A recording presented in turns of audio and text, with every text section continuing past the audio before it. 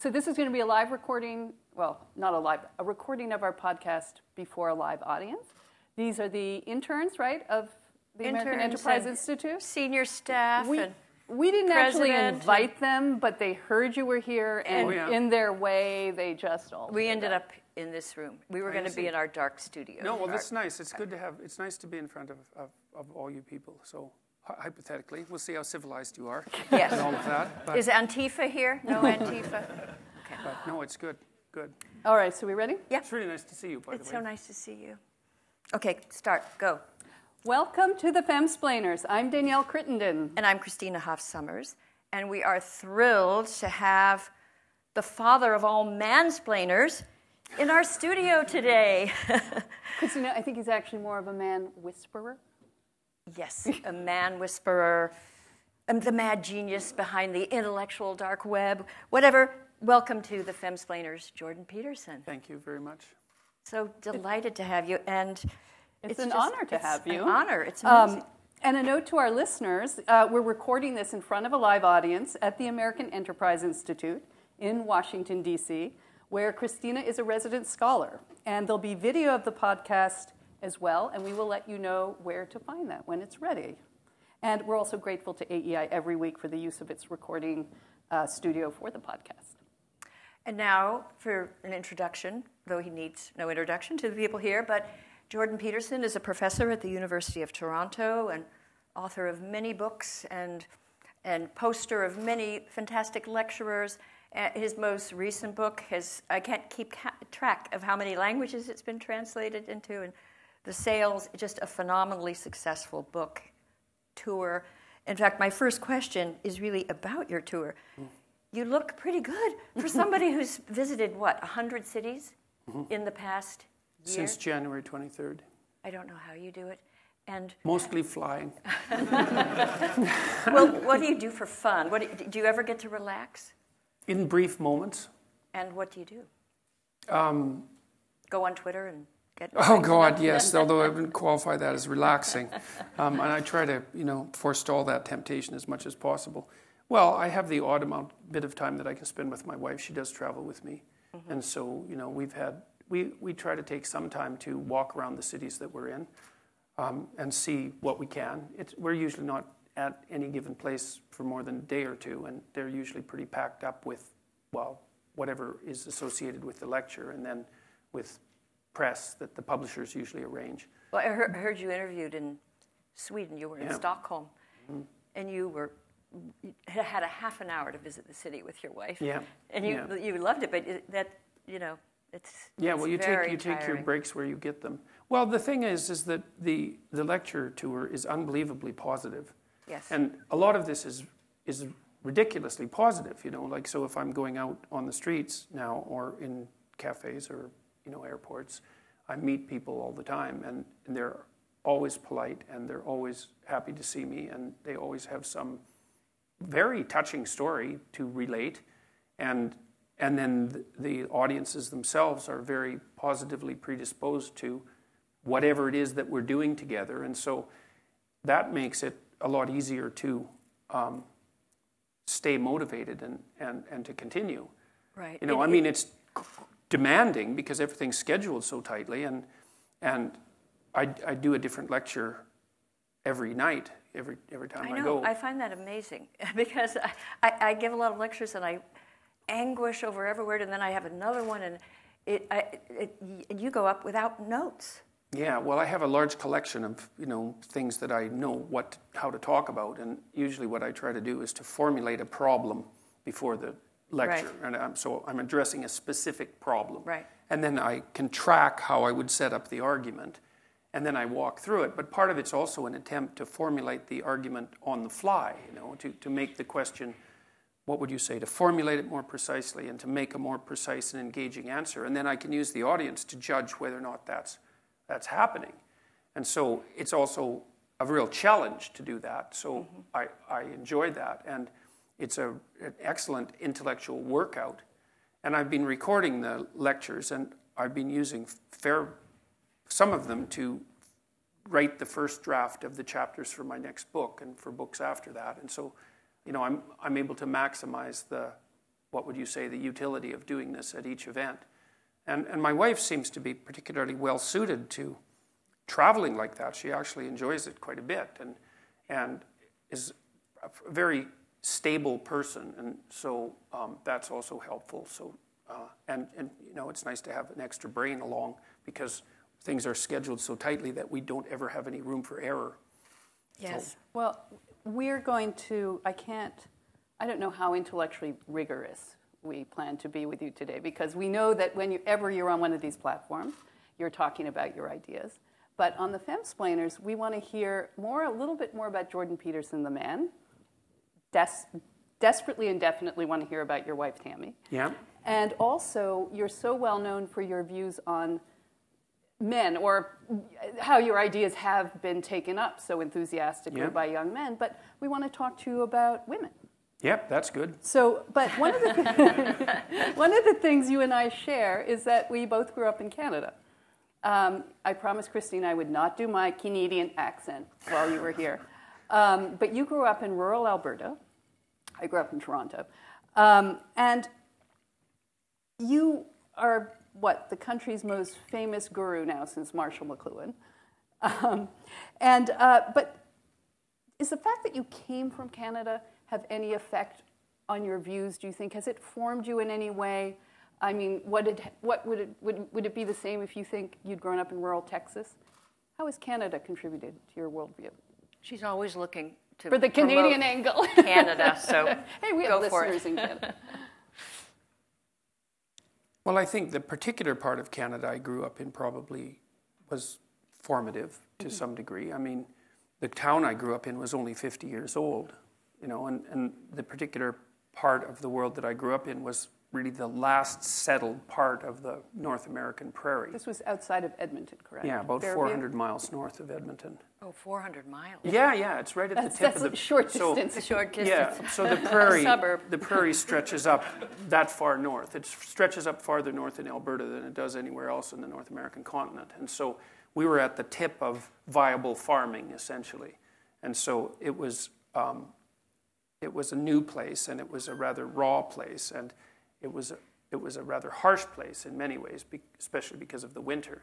And it was fundamentally a working class place, although a prosperous working class place, right? Because most of the industry there was related to the oil and gas industry, and although it was cyclical, when things were good, working class people could make a very good living. This was during the 70s, so through the whole... Yeah, that's was right. Was it fun to be a kid in 400 miles outside a small town? Yeah, I liked it when I was a kid. I wouldn't say it was as fun when I was a teenager. Right. But I'm not convinced that, you know, the majority of people who are teenagers necessarily have the most wonderful time of it.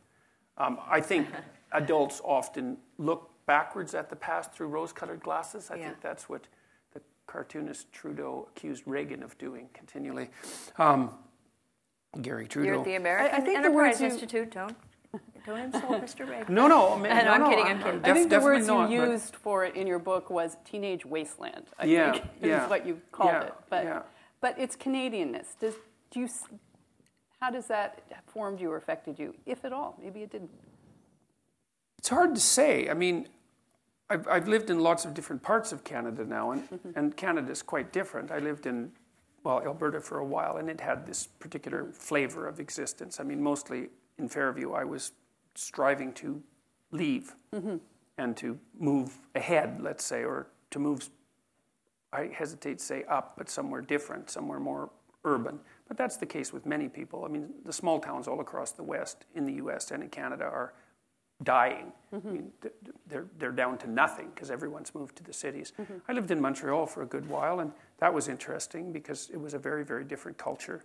It was a culture that was, to some degree, stratified by language and by class. And none of that was true in Alberta because it was so new that there's no class structure. Right. So that was quite interesting. Right, and you worked, what I loved, I pulled a passage because I think, as you say, people are born in small places everywhere, and some want to leave and some don't. You said, I wanted to be elsewhere. I wasn't the only one. Everyone who eventually left the Fairview I grew up knew they were leaving by the age of 12. I knew, and my wife, who grew up with me on the same street, knew.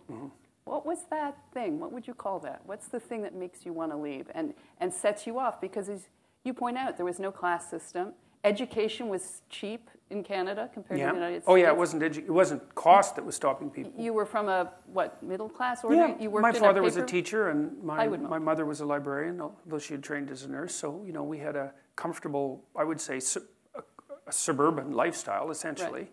Right. A moderate middle-class suburban lifestyle. That's what Fairview looked like. It looked like a suburb that was built mostly in between the 1950s and the 1970s. Mm-hmm. So...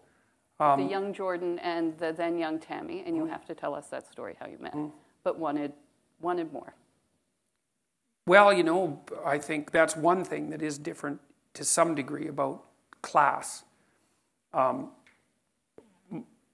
My father and my mother had both left the towns they were from, and they were forward, future-looking people. And, most of my friends who quit school and who didn't attend university, they didn't have that sense, I would say, that more developed sense of a world outside of what they knew.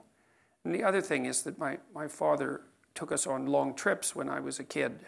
He was a teacher, and so he had summer holidays, and we drove all over Western Canada and down into the U.S., long driving trips, thousands of miles. And, that also gave us the sense that the world was a bigger place. But I knew way before I was 12, I believe, that I was off at least to university. And I think generally, in your family, if you're liable to go to university, people don't even really talk about it. It's just a given that that's what's going to happen. It's something that you take in with every breath almost. It's often an unspoken expectation.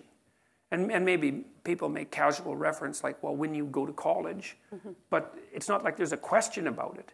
Whereas if you're from a working class background, especially if your family hasn't pursued post-secondary education, that isn't in the realm of unspoken or spoken expectation. And it wasn't like lots of my friends, including many of them who dropped out before they hit high school, they were by no means the dimmest people in the class. Like, they were plenty smart, but they weren't oriented towards the idea of pursuing a career that involved intellectual engagement wasn't in their worldview. And, when you hear people on the, let's say, more socialist end of the distribution talk about barriers to education, they often talk about cost. And sometimes cost is a barrier, and it's certainly more of a barrier. States, yeah, and it's more of a barrier, although there's still plenty of community colleges and state colleges where you can get educated for a perfectly reasonable amount of money. But for my friends, money was never a reason they didn't pursue post-secondary education. It was more like a truncated view of time, I would say. There was more of an emphasis on the here and now. Well, and there were jobs aplenty, I guess. Well, there was also that, yeah.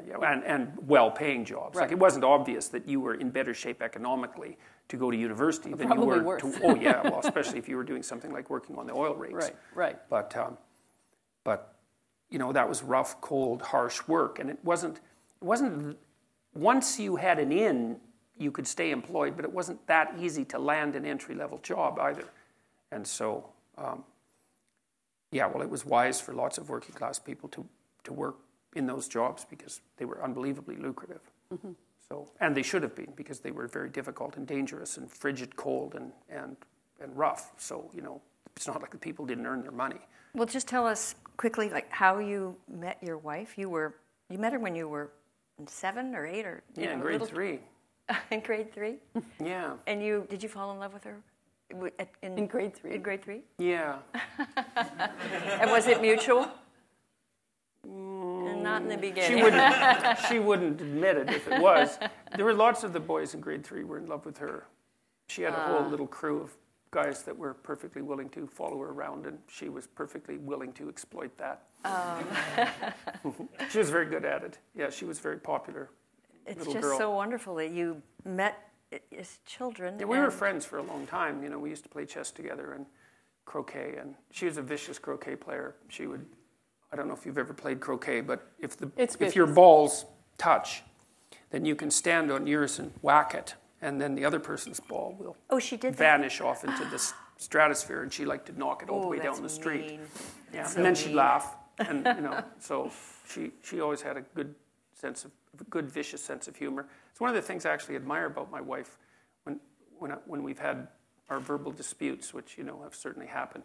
She can string together a sequence of insults that's so hair-raising that you have to laugh. It's like... Did she have brothers? She did. She has a brother, much older, 8 years older. But he's quite a peaceful person. And she had two sisters. I just find girls with brothers can get along with guys, because guys, they show love and affection by insults and jabs and jeers. And I had a brother, and I sort of learned, okay, I could. But if you don't have brothers, girls are like, oh, that's so rude. That's so. Yeah. So she was. Yeah. Well, she has a naturally. Or maybe she came by it naturally. Acerbic twist. She did. Well, and her father is quite sharp-witted, and well, he was a real town character. He's still alive. He was a real character in the town, a real hyper-extrovert. Everybody knew him. And he had a pretty good wit on him, and she had some of that. Well, it still does have some of that. So she was Well, aside from her acerbic humor and her ability to whack balls, and I just don't want to go further on that description. That could have many things that tells us about you. But what else attracted? I mean, you've known her pretty much your whole life. So some of the other qualities that not just attracted you, but enable you to sustain. I mean, I think every young person in this room will want to know, and maybe there isn't one, but what's the secret? What's it like to be with someone that long? How do you sustain that? Well, I think if you're fortunate, some of it's good fortune. And I would say this is true. I've watched people in their relationships, personally for a long time, but also as a professional because I've done a lot of clinical counseling. And I mean, there's some things that need to be a given about the relationship, I would say. It doesn't hurt to find the other person very attractive. Mm-hmm. And that's a mysterious thing. We're not exactly sure what it is that produces, let's say, chemistry between people, although chemistry is definitely part of what produces it. There's subtle things that attract people to one another that are way below the level of consciousness. So, for example, women don't like the odor of men who have Rh blood factors who, if they had children with, would be likely to produce a stillborn infant. Well, that's definitely a category on Match.com. Like right. Well, it's so strange though because how do you even know? Well, that's a good question, and you know by odor apparently, and so there's what if you're wearing cologne? Well, then it would depend on what type of cologne it is. But RH, what was it? Right. Smell is a very strange sense, and it's very deeply tied to very profound emotions, including memory, and so. You find people attractive for reasons that you can't always determine. And so that was part of it. I mean, I've always found her very attractive, and that continues. And I liked her combativeness, like I think that you want someone, I think, in a relationship that you can spar with. And it's partly because you have hard problems to solve. And if the person that you're with isn't willing to put forward their opinion, then you only have half the cognitive power that you would otherwise have. And hopefully you find someone who's interestingly different from you, like not so different that you can't communicate, and you have to be careful of that, but interestingly different, and then hopefully they have the ability and the will to express their opinion, and then it's, then your interest stays heightened, and there has to be that tension in a relationship. People think, well, I want to get along perfectly with my partner. It's like, no, you probably don't. You just get bored, and then you go looking for trouble. And so you want a little bit of trouble in the relationship, and a little bit of mystery, and a little bit of combativeness, and the ability to exchange opinions forthrightly. And I trust her, which is a huge element. I mean, when we finally did decide to get together permanently, we were both in our later 20s. And, one of the things that I had learned by that point and insisted to her about was that we had to tell each other the truth. And she took to that wholeheartedly, and for better and for worse, because truths can be harsh. Does that include, like, does this outfit make me look look fat? Yeah, well, the truthful answer to that is I don't answer questions that are likely to get me in trouble. Yeah, so... I have a son who will answer honestly, and it's infuriating. But then I realized if you want the truth, talk to Tamara. She'll tell you. Well, that's the thing. You know, it's useful to know. The truth is empowering. Truth tellers are charismatic, and you know, actually, both my sons are like brutally honest, which is disconcerting. Yeah. But I can see that it's made them very formidable, and because of people trust them and the friendships, and just it gives them and you've written a lot about this. Well, you know, if I tell my wife that she looks good in an outfit, she knows that I mean it. Yeah. And so there's some utility in that. And then if you're silent and say, I don't answer questions, that she goes and changes knows it. Well, sometimes, you know, she'll say, you know, do you like this? And I'll tell her that I don't. And you know, and No, that doesn't that's necessarily useful. make her happy in the moment. Right. But if I do say I like it, she knows that I mean it. And, you know, I actually like her sense of style a lot. So it turns out that 90% of the time it's pretty easy for me to say, look, I think you look great, and mean it. Mm-hmm. And, you know, she's a fairly harsh standard bearer, too. Like, she's insisted that I stay in whatever reasonable physical shape I happen to be in. You know, that was something that she's very demanding of. And I would say that it's the same from my side. And we've been good at negotiating, which is, you know, what do you want from a partner fundamentally? What do you want and need? I mean, the first thing is that, well, hopefully, you, like I said, you're blessed with the fact that you find each other attractive. And I think it's very difficult for the relationship to begin or proceed or sustain itself without that. But having that, then what do you want? Well, you want someone that you can trust. You want someone that you can build a view of the future with. And you want someone that you can negotiate with. And that's very hard to negotiate with people because they have to tell you what they think. They have to know what they want or figure it out. They have to tell you what they want. They have to be satisfied when they get what they want, which is also a very difficult thing to manage. And you have to continually update that because your life goes through different stages. Well, and your attraction wanes, as we all know at our stage of life, not fatally necessarily. Speak for yourself. but you will go. I mean, you will not be 25 forever. So that has to be renegotiated. Yeah, well, and you have to work at that too, right. You know, and that's something that people also don't understand because they tend to think that, well, that all romantic interaction should be spontaneous. It's like, well, if that's your theory, then you might as well just give up right now if you're going to get married because that, like, the only reason you can think that is because you don't have enough responsibility to make romantic entanglement virtually impossible. And what happens when you're married, especially when you have little kids, is that, and you both have a job, let's say, is you're so busy that the probability that you're going to find time for spontaneous mutual interaction decreases to zero. And so if that's what you're hoping for, then you're never going to have it. And so what you have to do is you have to make time for each other. And, you know, if you're dating, when you're establishing a relationship, well, you put some effort into it. You know, you decide that you're going to go out for dinner and you dress up to some degree and, you know, you try to present yourself to each other in some halfway mutually acceptable manner. And you hope that there's going to be a positive consequence of that you're going to find each other attractive. But then people somehow think that once they're married that the same amount of effort isn't necessary, and that's wrong. I would say more effort is necessary on the same front. And you have to think it through. It's like, you know, if you don't want to be bitter about the intimate element of your relationship, how much time do you have to spend together each week? And my rule of thumb, sort of derived from clinical observations, is that you need to spend 90 minutes a week with your partner talking. And that means you're telling each other about your life and staying in touch, you know, so that you each know what the other is up to.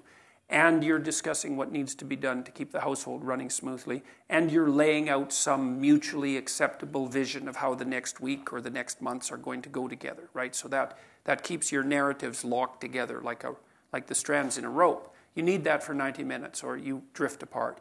And you need to spend intimate time together at least once a week and probably more like twice. And that has to be negotiated. And if you don't negotiate it and if you don't make it a priority, then it won't happen. in all likelihood. And then, well, then you don't have it, and that's a catastrophe because there's not that many things in life that are, intrinsically, what would you say, engaging and meaningful and pleasurable and also bonding, all of that. And if you let that go, then, well, part of you dies and part of the relationship dies, and well, then there's always the possibility of becoming attracted by alternative entanglements, which you would do if you had any spirit left, right? I mean, that's the thing is if your relationship at home is entirely unsatisfying sexually, what are you supposed to do with that? Nothing? You're supposed to just bear it? I mean, in one way, the answer is yes, because it's your marriage. But another way is, well, what, that's all the fight you've got in you? You're going to just let the erotic element of your life die and accept everything that goes along with that because you're not willing to cause a bit of trouble to ensure that it's maintained? And, and we're not very good at thinking these things through consciously. And people are bad at negotiating, period, as far as I can tell. But they're particularly bad at negotiating things that are deeply private. How much do you want your partner to know about you anyways? It takes a lot of trust to have a real conversation about what you need and want. Now, you have, in the press, people read that you have a following of young men. And I went to hear your lecture in Washington, D.C., and there were a lot of women there. And your book, first of all, men don't buy books that often compared to women, so I'm presuming you have a lot of female readers. And I found it, Danielle and I found it completely readable and... Well, it wasn't written for men. No, it was. So you have more like a delusional desire on the part of the radical leftists that the only people that could possibly be attracted to me are angry men. Exactly. And it'd be better if they were angry young white men, because right. Then that fits the narrative. But you have a diverse audience, a diverse following, including many women. And they're also not particularly angry. I mean, I've talked to 200... You're diffusing the anger. That's the point of your book, is stop being angry, stop being resentful, right? Well, resentment is that's absolutely crippling. Right. Resentment, deceit, arrogance. That's part of, I'm writing another book, and one of the rules is don't allow yourself to become what is resentful, it again? Resentful, deceitful, and arrogant. Yeah, RDA. Those three things together. Yeah. But it could be rad if you just... Right. Well, that's supposed to be a good thing. So, and there's been 250,000 people, as I said, come to the lectures, and there hasn't been a single negative incident, not one. This is what I find fascinating, is that I found you early on. I had no idea you were. I just thought it was like Butch Cassidy and the Sundance Kid. Like, who is that guy? Who is that guy? Like, you were pretty good, and we were covering a lot of the same topics later on, and wow. And then, I found out who you were. What is astonishing to me is that there's this amazing just split between the positivity of your audience, the diversity of your audience, the intellectual content of your message, and then you get with a snarky journalist with an agenda. And I'm not mentioning names, but this BBC. This young woman from GQ. Oh yeah. And it she was hated just me on site. And So it was did just the like BBC lady. gotcha. That was Channel 4. We don't want to blame the BBC. True. It was Channel 4. You were a saint. And then and she seemed, like as often, she seemed intelligent and capable of insight up to a point. But it's almost as if something had seized her mind, and she... Oh yes, something had. Something That's had. for sure. You bet. I think people... and Possessed by ideology. Camille Paglia says that a whole generation of some of our most talented young women are incapable of thought because of this ideology. Or different thought, maybe you mean. Or just an openness to... She couldn't... And you were saying completely, like, interesting, fascinating, original things, even to me who've studied these topics. And I thought, wow. And no, it was quite the day. So I went to Baltimore. You survived it very well and acquitted yourself beautifully. It made me think a lot that day because I went there, and I had to go out of my way to do it. Not that I'm complaining, but there's a reason for saying that.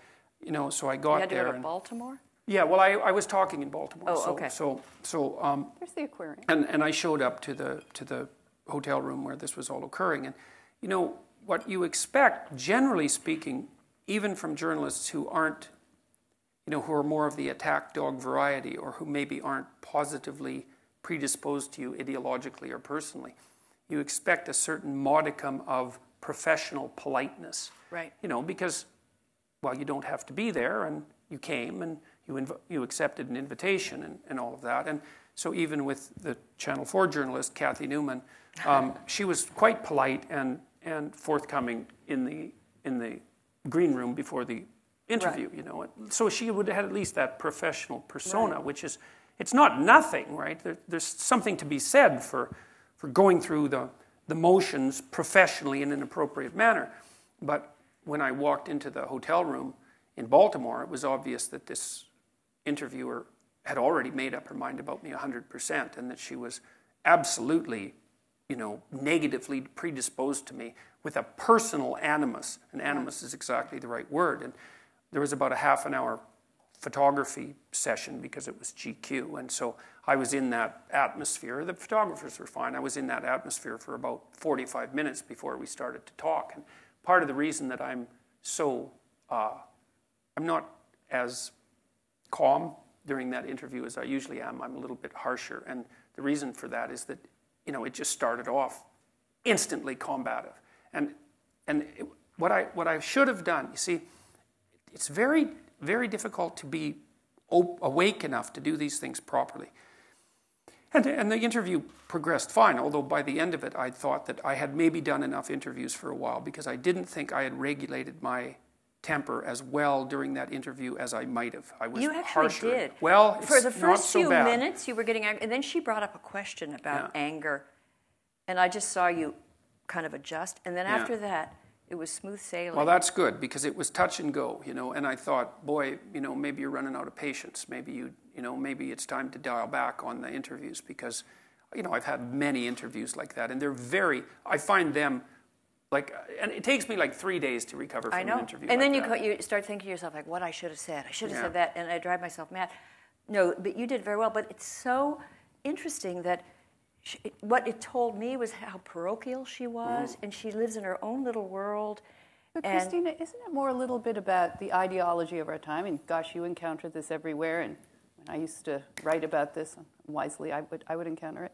I mean, I think part of the issue is that you will acknowledge that there are differences between the sexes. That seems to be I know, that's a hell of a sexist heresy. thing to do. No, that's a heresy. Because when I was reading your book, there's nothing about it that is anti-female. In fact, you do a lot of examination of the Adam and Eve story, and you have this wonderful passage about Adam being the originally aggrieved man who throws the woman under the bus. No, and he's the original. It's her fault. It's her fault. And God, you too. You made her. It's your fault too. That I'm hiding. It's really funny. So there's nothing in this, and the rules, such as they are, they seem very commonsensical. They could apply to anyone. So is that a fair surmise of why you get so attacked? That just the very fact that you're willing to speak about the sexes as being not unequal, but different but equal. Yeah. Well, I would say that that's part of it, because there's a threat there. So one of the things that happened when I was in Scandinavia, I just wrote a column about this, actually. It was interesting being in Scandinavia, especially in Sweden, because they've pushed the equality of opportunity doctrine farther than any other country in the world. They invented it. It all started there, in the UN, in the original, the charter.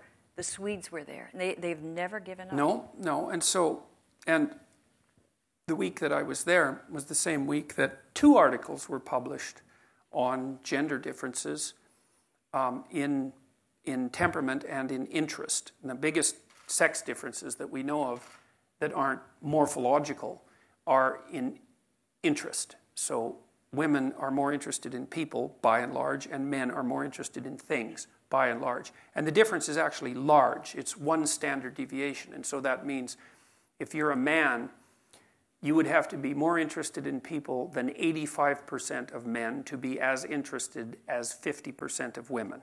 And if you're a woman, you'd have to be more interested in things than 85% of women to be as interested as the 50th percentile male. So the difference is actually quite substantial.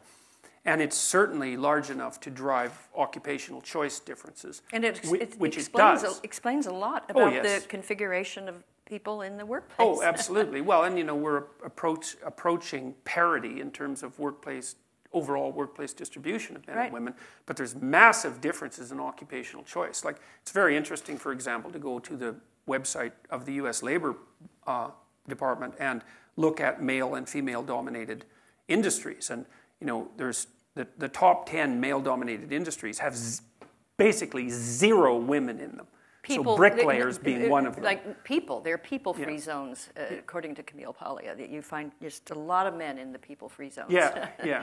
And the women you ask a group of women and men, would you rather spend the next 3 weeks taking apart a machine and putting it together, or helping a group of people work out their problems? And the pool of people who want to do the machine, it's just far more men than women. Well, and there's more men in women-dominated industries than there are women in men-dominated industries at the extreme. So that's kind of interesting. Would that be like nursing? Nursing, yeah. Yeah, so there's way more male nurses but than there are female bricklayers. I've studied these male nurses, and they already, gender activists are upset because they earn more than women. And a professor of nursing at the University of Pennsylvania tried to find out why. And she found out they immediately find out what's the best paying field, subfield. So they go into like nurse anesthesiology. It pays a lot more. The men are there in disproportionate number. And they're willing to work insane hours. They're far more willing to move to a higher Same paying thing Farrell found with gender differences, is that men are more willing to move. They're more willing to work longer hours. Yeah, they're more willing to work outside. They're more willing to take on dangerous tasks. They're more likely to work in scalable industries. So, like, you can't scale personal care. It's really very, very difficult. They're much less likely to work part-time. If they have small businesses, they're much more likely to work full-time in the small business rather than part-time. Yeah. And, I mean, women have their reasons to want to work part-time. And Farrell also pointed out that if you work 10% longer hours, you make 40% more money. Non-linear return on overtime. That's something that's really useful to know, it's in terms of your career beneficial planning. To an employer that have someone. Well, it also marks you out. Like if you have 10 employees and they're all doing a reasonable job, let's say, but one of them is working an extra half an hour a day or 45 minutes a day, and you can observe that every day, then that gives them an edge with regards to potential promotion. And the return on those edges is nonlinear. And so, anyway, so I went to Scandinavia, and it was the same week that 2 studies were released showing what had already been established beyond a shadow of a doubt, that the personality differences between men and women, and the differences in interest as well, actually get bigger as your society gets richer and as it gets more egalitarian. And not just a little bit either. That's the other thing that's so interesting, is you might think, well, the effect is, it's the opposite of what the social constructionists would predict, first of all. So that's the first thing to point out. It's not only that their hypothesis wasn't supported, it was decidedly refuted. And none of them have come to terms with that. And it's not a small effect. The difference between personality between men and women in Scandinavia is a lot larger than it is in non-egalitarian countries. Like in rural Botswana. But that's also true in the United States. The richer the demographic your household, the more likely the woman is to take time out and be at home with the kids. Right. Because she can afford to do it. She can afford to do it. And she can afford to major in odd, low-paying fields, like, I don't know, feminist dance therapy or something. Well, the other thing you see, too, is that one of the things that's also interesting, I think, is that, there's this idea that marriage is a patriarchal institution, that's primarily put there for the utility of the male. And you think, well, I think that's complete bloody rubbish, and I don't think there's any evidence to support it at all. But I think the best counter-evidence is that, well, if that's the case, then rich people shouldn't be getting married because they don't have to oppress themselves. But the truth of the matter is that the higher your demographic position, the more likely you are to be married. So marriage has fallen apart among, And the more likely the wife is staying home, but not. I mean, she has all sorts of pursuits, but she's not. Well, there's an old saying: any woman who marries for money earns it. Yeah. But now let me this is where you might get in a little trouble. Because in your book you call men order and women chaos. And you say, order the known. appears symbolically associated with masculinity, and chaos, the eternal feminine, is also the crushing force of sexual selection. Yeah, what's up with that? Yeah, we chaotic. Okay. You find us chaotic. It isn't men and women that are order and chaos. It's masculinity and femininity symbolically. And so what's happened fundamentally is that our brains are wired for social cognition. So we're not natural scientists. We're natural sociologists. That might be a better, even though I shudder to think that that might be true. Especially given the state of sociology. Yes, well, that's it. Okay, triggering. Or maybe, triggering. Yeah, or maybe we're more naturally people who observe through the lens of fiction, and that what we see is the world as characterized.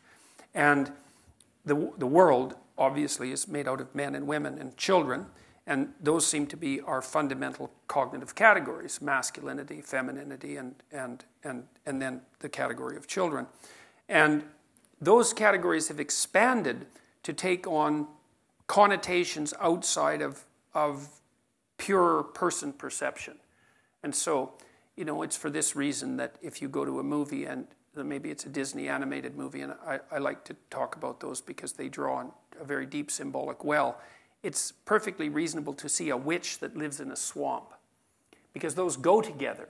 Like, it makes sense. The witch doesn't live in a gleaming chrome high-rise. No. She lives in a swamp, because that's, and maybe in a shack. Handy for her broom, I think. She could just fly out. Well, the that's door. it. Well, the high-rise would be better for the broom, right? Because you could take off. You could take off better. But there are categories of symbolic association that are natural to the way we think, and the fundamental elements of those categories seem to be gendered.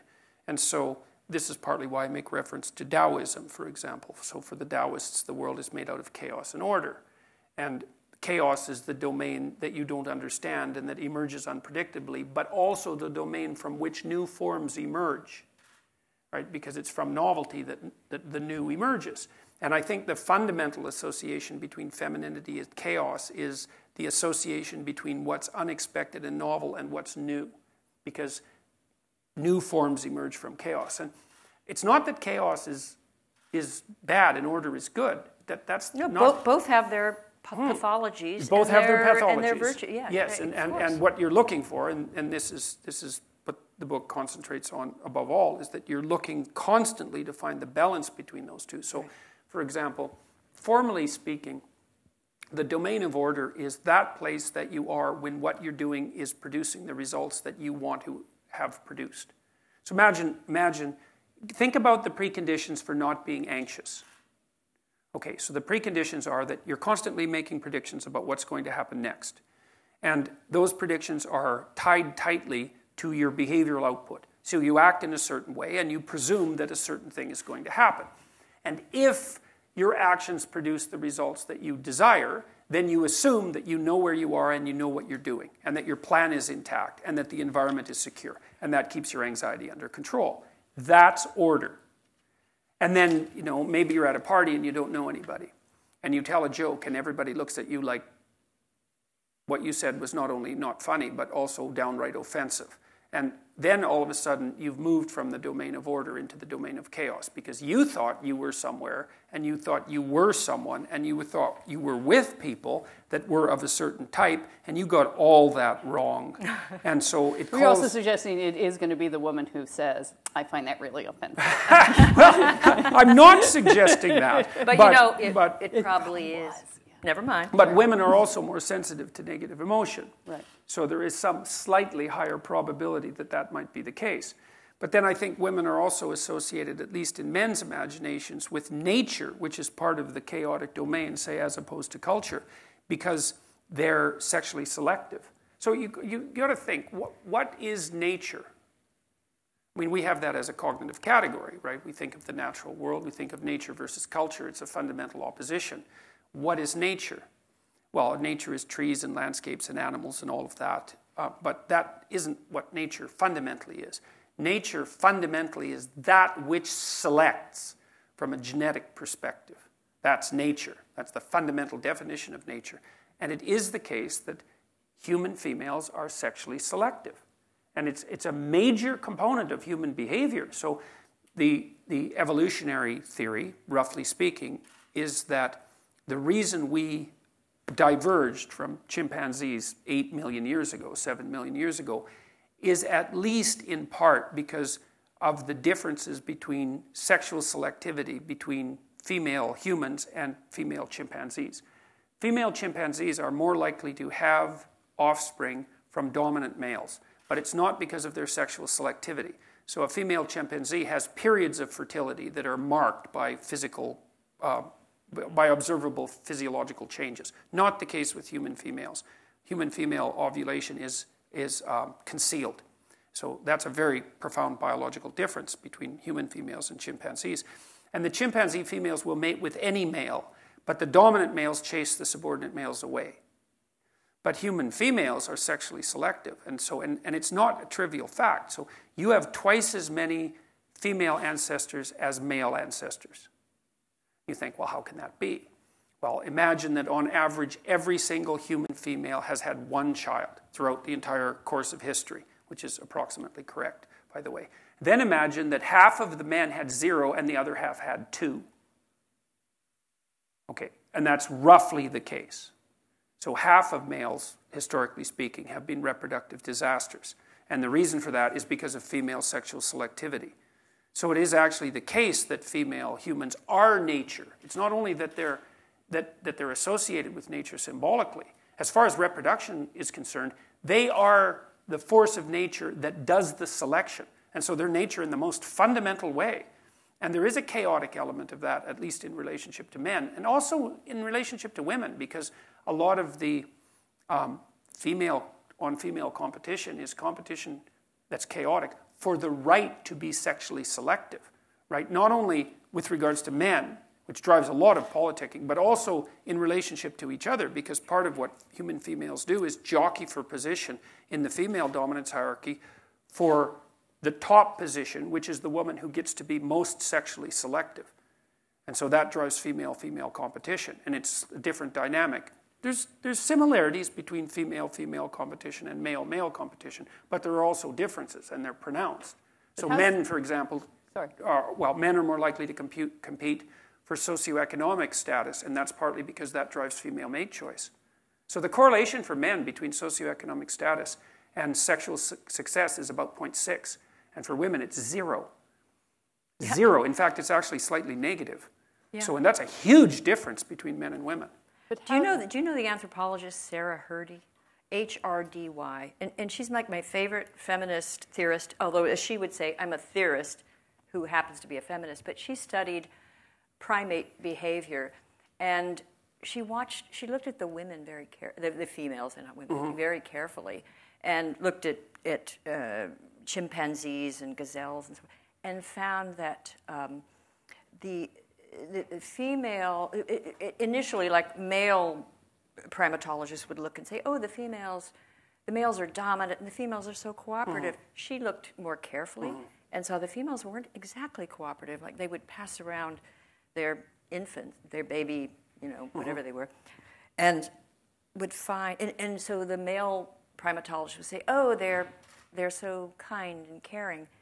She found out that when it was not it was not hers, they would take like little tufts of hair, would come out, or they'd do something to the eyes, and the baby would like be injured, and she saw all this violence. Especially but it was true covert. when there's status differentiation. Yes. So it's much more likely that'll happen when a higher status female is taking care of a lower status infant. Exactly, and she said the great tragedy, well, not tragedy, she said the reality of our species, and in fact, the subtitle for her book is The Woman Who Never Evolved. We didn't evolve for niceness and cooperative. There's immense competition, and according to her, it's indelibly, marked in our nature to compete for the dominant males. Yes, no doubt about that. And that seems true cross-culturally as well. That does flatten out a little bit in the more egalitarian societies. Yeah. So instead of being exaggerated, it does flatten to some degree. Right. So you could imagine that there's a biological component and a cultural component. Of course, and both. In that case, if you modify the cultural component, then that seems to decrease the overall. So, let me be more clear about this. Women are less prone to mate up across and up status hierarchies in Scandinavia than they are in less egalitarian countries. But they're still prone to do it. So worldwide, for example, young women find men who are about 4 years older than them maximally attractive. And they tend to mate across and up status hierarchies. And so one of the consequences of that, for example, is that as women have entered the workforce, they've actually driven inequality, because rich women will only marry rich men as rich as them or richer, whereas rich men will marry women who are poorer than them, but women won't. And so what that means is it's another factor that's pooling wealth in the hands of fewer and fewer people. It's a sortative mating now, yeah. And you just find someone with your background. Whereas a doctor might have once married his secretary, he now marries another doctor. Yeah. Yeah. Well, can I ask then, stepping a little bit back from primates as well, how does this selection work in the era of swiping right and left? What is your reaction to the way young people date today? Oh, that's a good. I was really hoping we'd get into that. I was really. Well, you were very into the monkeys, so I didn't want to interrupt. No. Well, I should close off the Scandinavian discussion just by pointing out, and this is something that the Scandinavians are really going to have to wrestle with, is that if you institute effective policies to promote equality of opportunity, which the Scandinavians have done, you're going to produce some equality, so like a 50-50 distribution of men and women in the workplace, but you're also going to exacerbate certain kinds of inequality, and you can't get out of that. So you cannot have equality of opportunity and equality of outcome together. They don't work together. And equality of outcome, the essential equality of outcome doctrine, which is often described with the code word equity, is that at every level of every occupation, the people have to be represented by the same number that they're represented in at the population. So if it's not 50-50 men and women in each occupation and in each strata at each occupation, then that's sort of prima facie evidence for discrimination and for systemic discrimination. It's like, nope, sorry, you have to factor in choice, and choice actually turns out to be a very important determinant. And as the society gets flatter and flatter, choice becomes a more and more important determinant. And so what that essentially means is that the most radical end of the left-wing political agenda is logically impossible, apart from the fact that it's impossible for a variety of other reasons. And they should look at the data. I mean, it's just a cliche now of, in any group of activists, and they'll say, oh, well, we need, in order for women to achieve equality, we need government-funded daycare, and we need online. They have it in Sweden. Yeah. Sweden has fewer women in managerial levels. Yeah. American women are ahead. In fact, now they have quotas over there, so they need female CEOs and females on boards. But it hasn't made any difference. They're bringing in American women because we're so much further ahead. Yeah. So it's made no difference in the distribution of men and women lower in the hierarchy. No, it's called the Nordic Paradox. Yeah. And okay, you guys are so wonky. I want to get back to dating. So yes, that's good. I think we all want to get back to dating. I want to get back to these monkeys. I was thinking this morning about, I was talking to a variety of political types, and we were talking about... this morning? Yeah. In D.C.? Hard to believe. Who? Hard to believe. No, I'm not telling you. Okay. A bunch of Republicans here, and I've been talking to Democrats as well, but it was mostly Republicans here. And we were talking about abortion, and I made a case that's really not a very productive discussion, because you're talking about a problem way too late in the sequence of problems. So by the time the discussion starts to be about abortion, there's 50 problems that have already emerged that no one has addressed. And some of those problems the fundamental problem is how human beings should regulate their sexual behavior. And that's a big problem. And you think, well, and there's an interesting thing that's happening, because the people on the right would say, well, that's easy. It's like, don't sleep around and get married and have sex with your marital partner, and that'll solve the problem. So there's strictures on sexual behavior, and those would be the traditional ones. And what you see on the left is that there's this weird paradoxical demand, let's say, that people should be allowed to express their sexuality in any manner that they choose, whenever they want, but that sex is so dangerous that it has to be carefully regulated at every single stage of the interaction.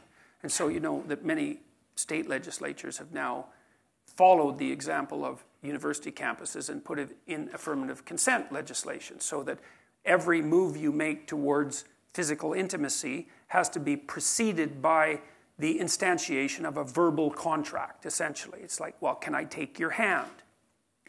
Yes. You actually, from what I understand, you actually have to say yes. Like, nodding is not sufficient. And so each stage has to be preceded by affirmative consent. And, which well, I won't say anything about, yeah, I will. It's absurd. It's absurd to assume that that's how human intimate relationships are supposed to proceed. And then you have complicated laws emerging that are part of that, for example, this is the case in California, as I understand it, is that you cannot give affirmative consent if you're intoxicated. Okay, so you think about that. It's like, well, what does that mean? It means that, like, a lot of sex is illegal. Has been illegal for a long time, yes. Including marital. including, Yes, that's what it seems to mean. On my honeymoon, okay. Well, that is. I'm rethinking it. It seems. I'm rethinking it. It seems to me. It seems to mean, it seems to me to mean the California legislation that if you have sex with your wife or husband and either of you is intoxicated, then you're either one of you or both is guilty of rape. That's what it looks like to me. Actually, I was in a debate a few years ago at the University of Virginia Law School, and I turned to my debate partner and said, so if what you're saying is right, two people can rape one another. Mm-hmm. Right. And she said, yes. And I thought, oh, shit. I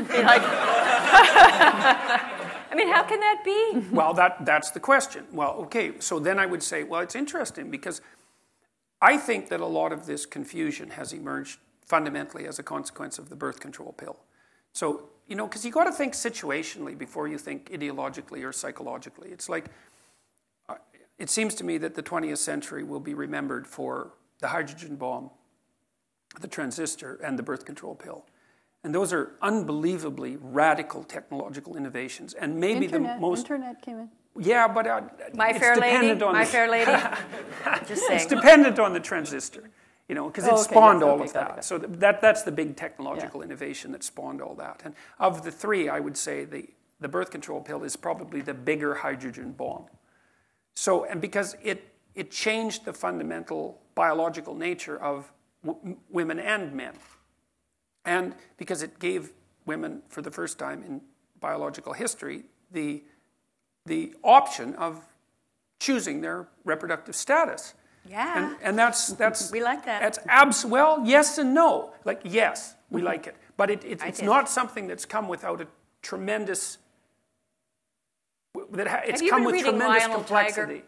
A fellow Canadian. Have you been reading Lionel No, Tiger? no, I haven't. I think you'll find him interesting because he writes about that. Well, and I'm not making a case for the abolition of the birth control pill by any stretch of the imagination, but I'm pointing at its complexity. And so, because one of the questions is, well, once you can regulate your reproductive function, what attitude should you have towards sex? And one answer might be, the more of it under the more varied circumstances, the better, because why not? And I would say that was actually part of the attitude that emerged in the aftermath of the birth control pill in the 1960s, right? And it was a reasonable response in some sense because it's such a cataclysmic change that you don't know what it implies. Well, what's the consequence of that? Well, first of all, people aren't reliable enough to use birth control in an entirely reliable manner. So even though it can work at near 100% efficiency, you have to take it extraordinarily regularly and in a disciplined manner for that to work. And so there was still the problem of unwanted pregnancy, let's say.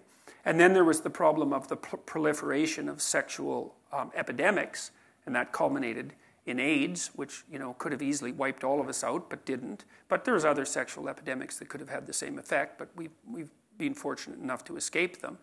And then more recently, there's been this weird inversion, especially on the radical left, that points to the reemergence of something like a set of sexual taboos. Like I think the idea that sex is casual and that it's a form of entertainment I think it's an absolutely preposterous idea. I think that it's psychologically shallow beyond belief to hold that as a core proposition, because it forces you to, first of all, if it's repetitive sex with multiple partners, it forces you to treat people as if they're interchangeable.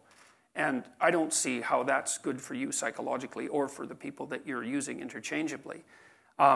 It implies that you can divorce sexuality from play, from the desire for a relationship, from emotional fragility, from love, from family, from responsibility, all of those things that are part and parcel of everyone, and I don't think you can, and I don't think people's experience indicates that you can, and especially on the emotional front. And I think that's partly what's driving.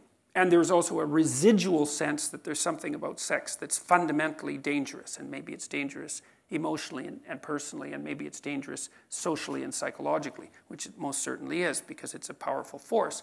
And the way the left is reacting to that is by insisting that all forms of sexual behavior are valid and that it's reasonable to manifest all of them, but that it's simultaneously so dangerous that absolutely every aspect of it has to be state-regulated and in an increasingly draconian form.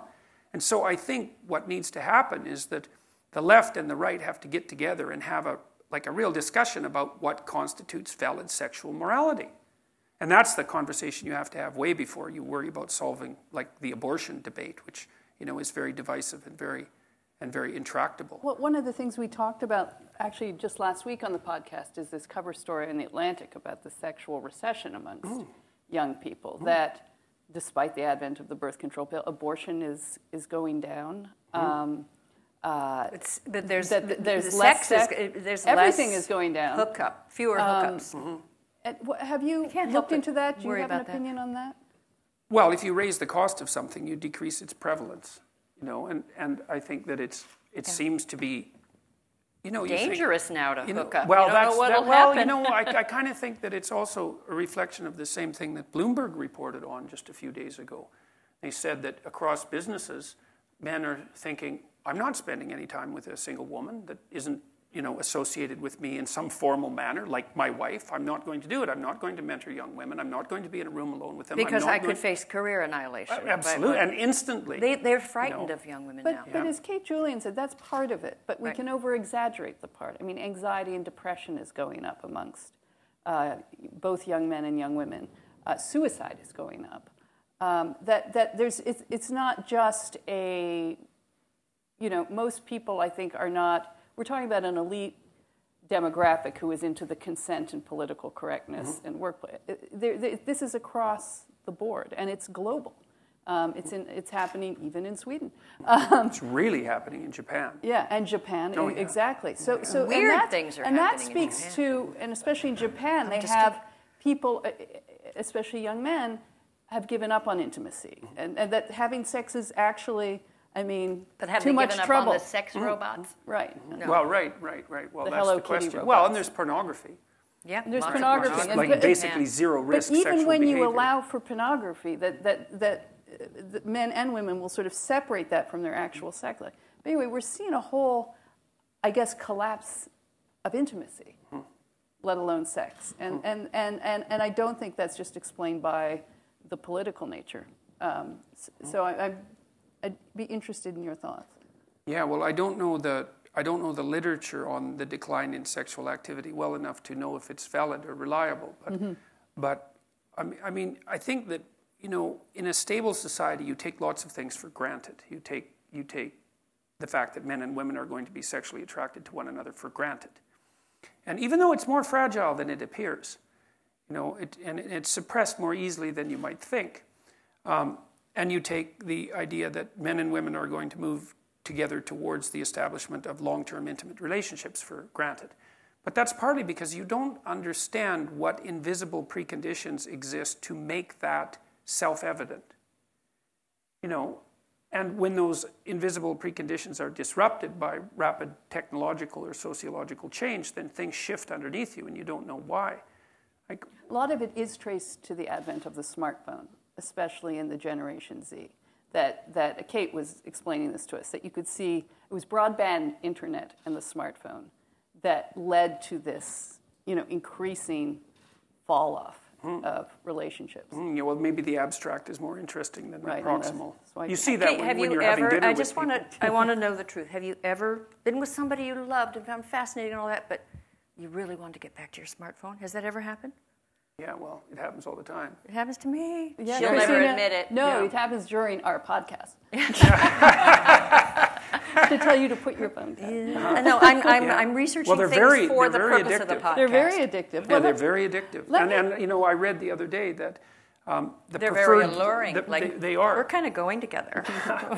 The preferred method of interpersonal communication between young people now is texting rather than face-to-face communication. Right, and the swiping that apes don't. Well, that's a very interesting topic too. Like the Tinder phenomenon. Because that's also a major technological revolution. Because what it's done, I would say, for the first time, is reduce the cost of rejection to males to zero, because it hides it. The only people you ever hear from are people who haven't rejected you. Although but there was one man who had to make 300. He actually tallied it. Yeah. He had to make 300 requests of swiping right or whatever for to one reply. So I think he had the sense of rejection. Sure, but it's massively attenuated. Yeah. And it's not observed. Yeah, you're not being humiliated. Not at all. Not at all. It's really at arm's length, and you can swipe very, very rapidly, and so you can get all that rejection over with in a very short period of time. Right. It's like losing a video game or something. Less. Because worse. It's not nearly as bad. Yeah. So, and I don't know what. And I mean, Tinder also reduces one of the other things that you want to think about with regards to sex, and I think this is probably particularly true for women, is that to what degree is it in women's interests to allow the cost of sex to fall to zero? Because with pornography certainly does that. And it just seems to me that that's not a very good long-term strategy for relationships between men and women, because whatever sex is worth, the cost of zero is the wrong price. Mm-hmm. And so that's... you can go to the bunny ranch and pay quite a bit for it. Well, true, but that's true. But you don't have to. And I've heard from a number of women read blog reports on their frustration with their attempts to be relatively sexually selective. Like, let's say they decide that they're not going to sleep with their new partner on the first date. They're frustrated by the fact that to the degree that they're being cautious in their sexual behavior, which I think is actually an admirable idea, that they're instantly outcompeted, especially if their partners are somewhat impulsive, by women who will say yes at the drop of a hat. And so, well, again, I don't think...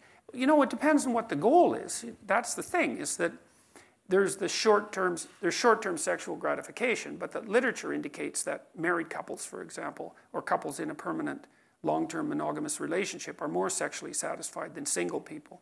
And maybe the single people have to be parsed out into those who are sexually successful and those who aren't.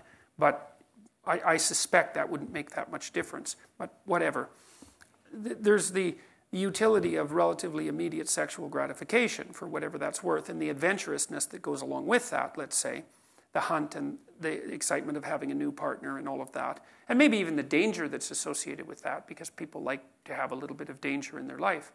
But what's the goal? It's like, what do people want? And I mean, there's a great book called A Billion Wicked Thoughts that was written by Google engineers. And so it contains great psychology, because Google engineers don't care about political correctness, and they just write down what they find, and they don't even notice that it's politically incorrect. Hence James Damore, for example. And what they found was that women use pornography just as much as men, but the pornography that women use is verbal. It's not imagistic. And that the pornographic novels, essentially, follow the same extraordinarily standard plot line, to the degree that publishing houses like Harlequin, I was going to say it's the bodice rippers, the romance novels. Yeah, right. So in the Harlequin series, you have the ones that were published like in the 1970s that are they're tame. There's a small bit of... They're pretty hot, actually. Well, there's a variety. They range from completely tame to essentially to hardcore pornography. But the plots are quite similar, and the plot is young, relatively innocent woman finds powerful, interesting, dangerous male, tames him, and then they live happily ever after. Love. Yeah, Yes. yeah, and it's the Beauty and the Beast plot, which is a fundamental. Wasn't the biggest search for women on Pornhub we discovered? We did an episode on porn. Was for women it was rape? Wasn't that like the? No, lesbianism. Or at least that was your porn. Yeah, that was your That's search. not me. Oh, okay. I don't know. You know what my porn is? Going to the Williams-Sonoma store. I know. It is female porn. All those pots. Oh, the pots and pans. No, but but Bill calm Maher, down, the calm down. philosopher Bill Maher, Yeah. once said that men and women should never tell one another their fantasies because women are outraged by what we say and we're totally bored by what they say. And I thought, like, women have kind of these scenarios and, I don't know, unicorns. I don't know what they're doing. Storylines. And men is just like, I don't want to say this to you, but there's a lot of just close-ups of female body parts. Yeah, well, men are much more visually oriented and sexually. But now they're being shamed. I mean, now it's called the male gaze. And so there's all of this like, oh my God, the Sports Illustrated is exploiting the female figure. I think, yeah, I mean, men like it.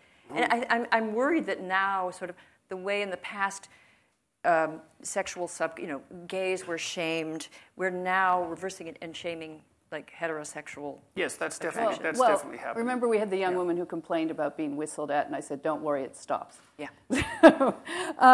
Do we have a little bit of time for a couple more topics with you? Because one of the things that is coming out of this younger generation, and you have a chapter of it in your book, which I don't... Sorry, I wanted to finish the line that we were pursuing. Oh, sorry. I should do that. Sorry. Well, with sexual behavior, the question is, what's the end game? And this is what people have to ask themselves, is like, one of the corollaries to the female pornographic romance is actually the establishment of a long-term relationship. And the question is, it's so funny because I got pilloried in the New York Times for talking about enforced monogamy. It's quite interesting, because that gets brought up like in every snarky interview. Ridiculous. It was so ridiculous. I talked to that woman for two days. I know, and it's just like a little side comment, and then that became like the Can you center, just explain, the showcase. like enforced monogamy? You mean forced marriage, or no? I mean that it was an anthropological term which she knew perfectly well because she's a very smart person, and all it means is that there's a pronounced proclivity in human societies around the world to enforce monogamous relationships at multiple levels of the sociological hierarchy. You do it culturally, you do it in expectation, you do it legally. And enforced monogamy, so my son was just married, and if he came to me next year and he said, hey, Dad, guess what? I've managed to have 4 affairs in the last year with hot women, and my wife hasn't found out about any of them. I'm not going to pat him on the back and say, good job, kid. I'm going to say, what the hell's up with you? You violated the vow that you took. You're putting your whole future at risk. You're betraying yourself and your wife. And, well, that's enforced monogamy. The idea is that the social norm is the establishment of a long-term monogamous relationship, and that there are strictures put in place to support that, but also to punish deviation from it.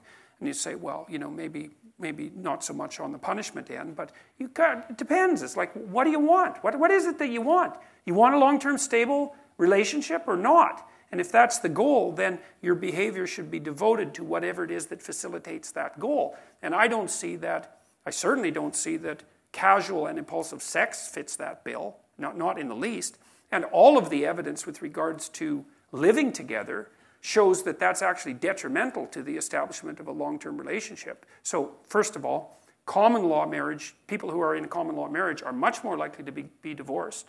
So that's the first thing. The second thing is, people who live together before they get married are much more likely to be divorced after they get married. So the idea that, well, you can try someone on for size and see how it works, and then you're going to see if you're compatible. It's like, that's one story. Another story is, well, how about you and I live together for a little while, and, if you're not so bad, but maybe I can find someone better, and if I do, in the next year and a half or so, because we're not hooked together in any formal way, I can just trade you in. It's okay, you can do the same to me. But I don't really see that as the sort of complementary mutual interaction that leads to the formulation of long-term trust. And I think it's a better story for interpreting what constitutes living together than, well, we're going to try each other out because that's what mature people would do. It's a lease or a rental. Yeah, well, that's right. Never wash the rental cars, Reagan used to say. Yeah, well, that's it. But most importantly, the data indicate that it doesn't work. is that you're more likely to get divorced, not less likely. Because maybe the right attitude is, well, you're probably about as flawed as me, and we're lucky that we found each other, and so let's see if we can make a commitment, because we're engaging in something that's very risky, an intimate relationship, and we're going to commit to each other and see if we can build something of value across time. And there's a definite risk in that, but there's a compliment to your partner. It's like, well, I think you're worth making a sacrifice for. And what's the sacrifice? Well, it's everyone else. It's a big sacrifice. And if you don't see that as a compliment, then I don't think you're thinking, because not only is it a compliment, it's sort of like the ultimate compliment. And maybe you don't get to have a marriage that works without that compliment. Maybe it's so difficult to establish a long-term relationship that's functional that you have to make a walloping sacrifice very early on in the relationship in order for that to even be a possibility. And, maybe not, because what the hell do we know about what binds people together? But it's not that easy to stay with someone for a long period of time. It's a real commitment. It takes a tremendous amount of effort. So, anyways. Yeah, but that actually, you're bringing us back to the beginning and your time with Tammy. And one of the things about, I think, I'm going to guess this is a bit of an overlooked part in your chapter in your book, but it was like one of my favorites. It was your book on modern parenting. Oh, yes. And that was That's the one I thought I would get in most trouble for. I know, but it reminds... My critics don't read that far into the book, though. Well, my mother, when I had my first child, gave me a 1950s copy of Dr. Spock, mm-hmm. and he was considered so controversial, and yet he was just like the most sensible person, knew children very, very well, was a pediatrician. And your rule for parenting is, do not let your children do anything that makes you dislike them. And you kind of, in that one chapter, and it's not even one of your longest chapters, just did this wonderful sweeping overview of modern parenting and the problems, and in some ways that we're producing maybe some of these kids who are prolonging adulthood, prolonging the markers of adulthood, that you feel that parents, you said, you see today's parents as terrified by their children, not least because they've denied credit for their role as benevolent and necessary agents of discipline, order, and conventionality. And then you told some hilarious stories about when your wife ran a daycare center out of your house, and you would get into tests of wills with some of the 2-year-olds. But yeah, they're tough, man. 2-year-olds can be really tough. You described your son as ornery. I'm glad to hear he got married. Congratulations. Tough kid. Yeah, he still doesn't want to do anything he doesn't want to do. Yeah. He's very charming and very emotionally stable. So it's like he's easy to get along with, but trying to get him to do something he doesn't want to do, it's like he had my wife defeated when he was 9 months old. And she's tough, like seriously, she's no pushover. But he would just sit there with his mouth closed and glare at her. It's like, I'm not eating that, and I can take more than you can dish out. It was really something to see, to see that kind of force of will in someone that small. Well, talk a little bit about that and just the modern roles between men and women. I mean, we're less... you're not really supposed to distinguish between fathers and mothers, even though that seems to inevitably happen in most. Well, it happens in large part because the children differentiate between them. Like parents are under the delusion that most of what you do with your children is driven by what you want to do with your children, when in fact it's driven to a massive degree by what your children want you to do with them. And so there were studies done 30 years ago on feminist parents who decided that they were going to raise their children in non-gender differentiated manners. And when they were studied, they found that the parents who had that explicit philosophy were just as gender differentiated with their children as the parents who didn't have the philosophy. And the reason for that is that if you're a parent that has any sense at all, you don't respond to your children as a rigid ideologue. You respond to them as whatever it is the child manifests him or herself as. Like, with any individualized relationship, you take your cue from the person. And you might think, well, a child has no intrinsic nature. But, if you think that, you either don't have children, or you've never seen a child, or you're so blinded by your ideology that you don't have a child. You just have a blank projection screen onto which you project your presuppositions. And then heaven help your child. So a lot of the gender differentiation is actually driven by the children's demands, and that's all for the good. That chapter, I thought I would get into tremendous trouble for writing that chapter because it's contentious right on the surface, just the rule. Because the rule first implies that children can be dislikable. And then I would say again, it's like, have you met children? Yeah, exactly. Were you ever a child? Were there children you didn't like? Well, obviously, and so lots of children are dislikable, but it's taboo to admit that because they're all sweetness and light and innocence ever since Rousseau. But, Rousseau put all 5 of his children in an orphanage where they all died. So maybe we won't. So we won't talk too much about Rousseau.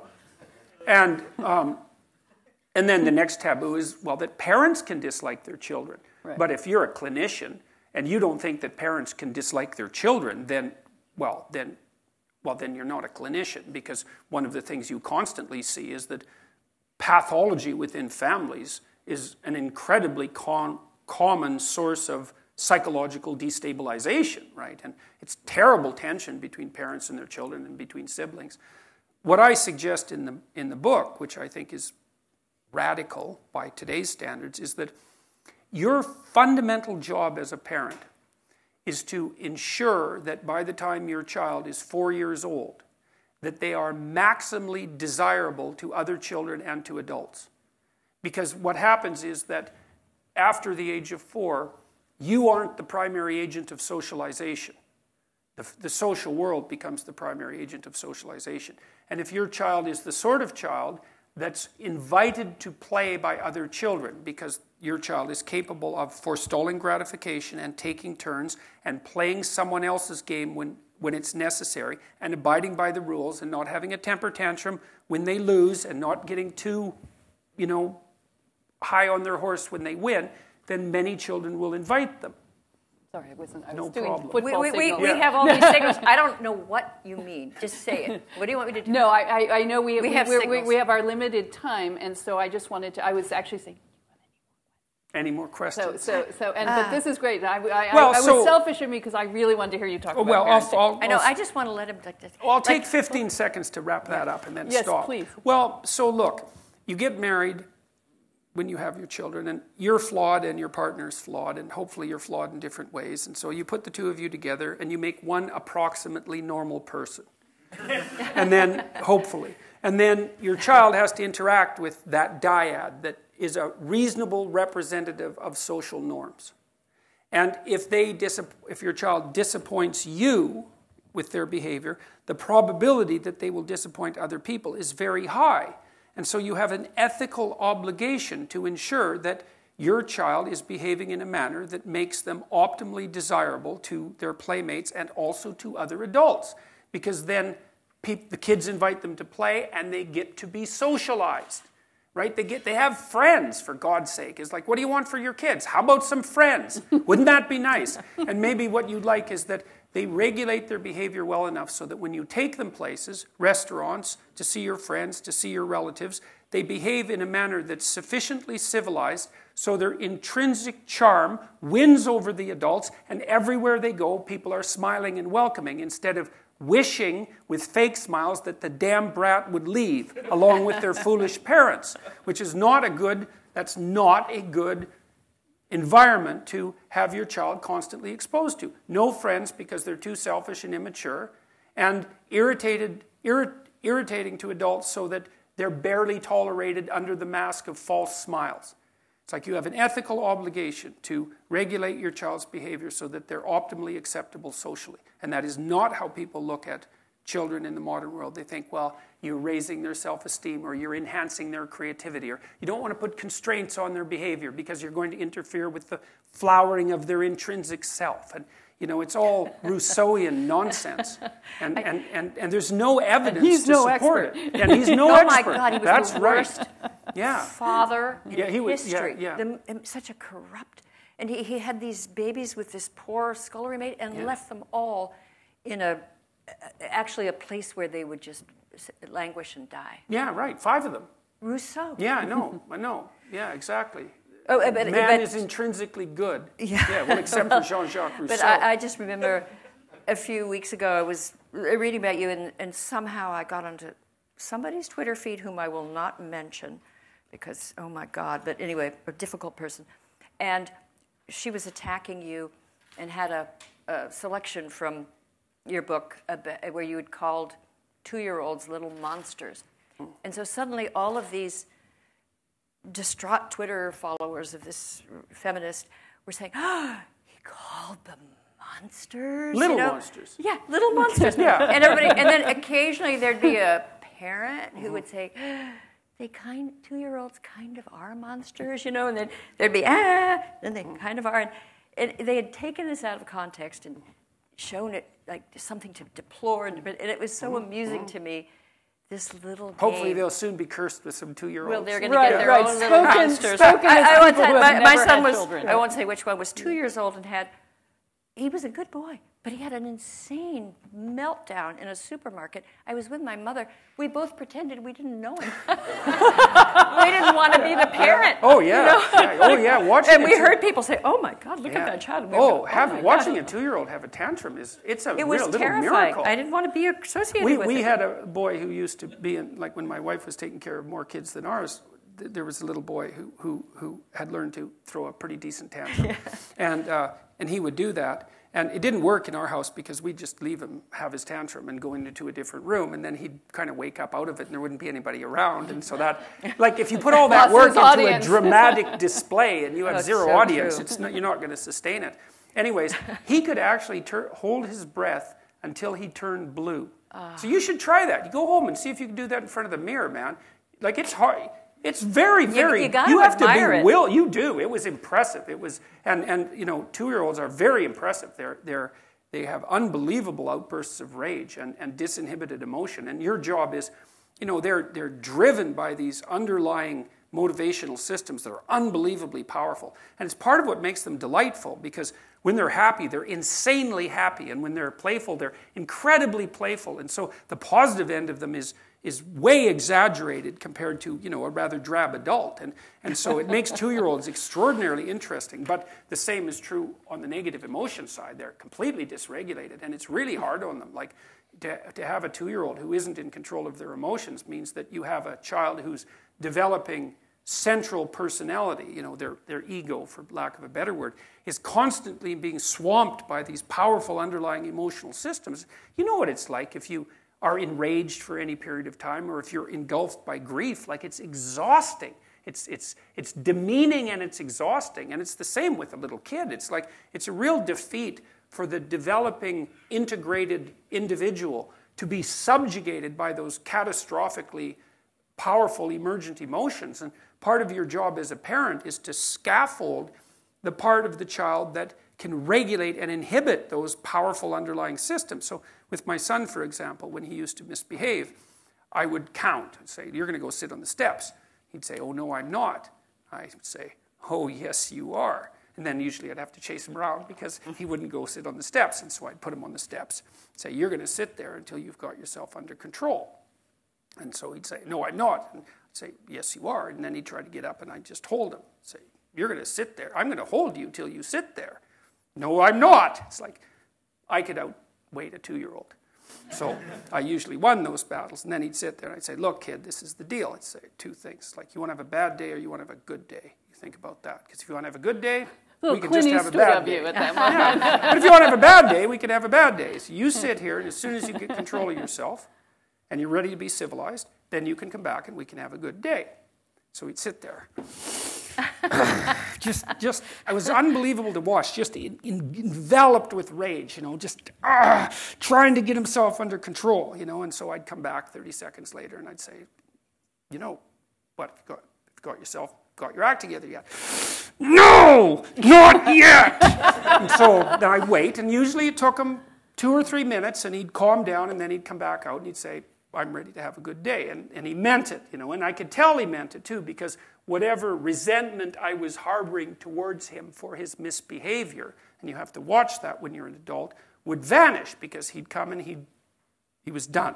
He was ready just, to proceed on a civilized basis. And it was really interesting to watch that, because it took him, every time he sat on the steps, it took him a shorter and shorter period of time to attain mastery, right? Until, it got to the point where he could only have to sit for 15 seconds or so, and he would bring himself under control. And that was a victory. Like, if you imagine the neurological systems developed that are responsible for personality integration, it was a victory for those systems, because they were attaining the ability to regulate the lower order spontaneous emotions.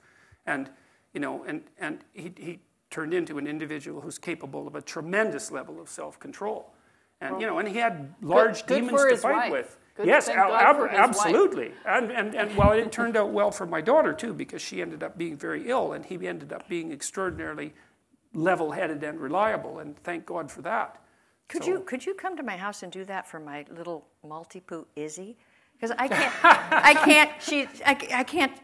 can't train her. She's like a maybe that's the next book. The dog. I would love 12 rules on how to train your dog? Yeah, the 14. You like cats. You like cats. What's with that? That's the one rule I objected to. Like, what's with petting the cat? I wrote about dogs for 2 pages to begin with, just to satisfy the dog people. It didn't satisfy us. Yeah, well, they're not satisfiable. You can't satisfy them. All right, well, we can't thank you enough for coming here. I know the AEI audience is just so delighted to have had the chance to hear you. Well, I'm really happy person. that we got the chance to talk finally for some length of time. I've only met you once we met in DC, but I've just seen you. I know on we've the internet. passed electronically. Yes. Oh, you've swiped past. Oh yeah, well there was that. We're not going into that. Okay. Thank you, everyone. Thank you, Jordan Peterson, Dr. Peterson.